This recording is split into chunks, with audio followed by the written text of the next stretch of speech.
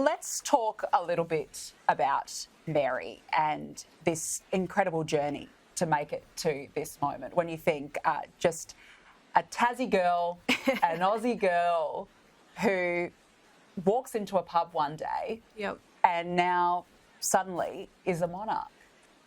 It's quite extraordinary, and I suppose it's one of those sliding door kind of moments. You just quite literally in the right place at the right time, and you meet that person, and then off it goes. Like it really does show the Australian dream, right? Like anything wonderful can happen to any of us. I guess we're a very egalitarian society in that way, but it can absolutely happen. And look, Mary was working in Melbourne, and then obviously up in Sydney for the Olympics. She was working. She was an accounts manager in a international advertising agency. I think she was working for Young and Rubicam at the time.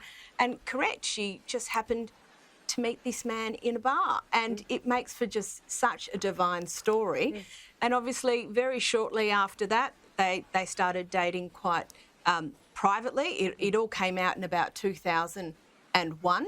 And then shortly thereafter, she moved to Denmark, and she became a Lutheran, and she started to learn Danish, and you know, she was, you know, she made it happen, I suppose. She did make it happen, and as you said, they were long distance for quite some time until she did move to Denmark in 2001. I've got to say, they must have done a very good job of trying to keep it under wraps, because I understand there were a lot of third parties involved, picking her up from the airport, taking him from the airport in Australia to secret locations. Eventually, of course, it did come out, but they did a pretty impressive job of trying to keep it quiet in the interim. I just want to tell our viewers at the moment, so basically the Queen and Crown Prince Frederik and Princess Mary, they have now made their way to Christian-Borle Palace for the official proceedings to begin. And that's happening now, so that's at midnight Australian Eastern Daylight Time. So this is where that Council of State meeting is occurring. This will happen behind closed doors. So unfortunately, we won't be able to show that to you, but these pictures, I mean, they speak for themselves. So just to give you a bit of an idea of what's actually occurring right now, so Queen Margrethe, Prince Frederik and Prince Christian, so that's their eldest child, the 18-year-old, they're going to be participating in this meeting together with the Danish government and the Council of State Secretary. Now, Council of State meetings are led by the Sovereign, with the heir to the throne also attending. In this case, of course, it's Prince Christian.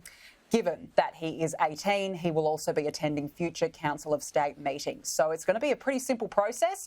All it's going to take is a signature on a declaration by the Queen to announce her abdication, and that is it. And then suddenly we have a Queen and a King of Denmark. But we will expect to see them probably in the next 15 minutes or so, 20 minutes or so, when Queen Margrethe rides the car from the palace back to Amalienborg.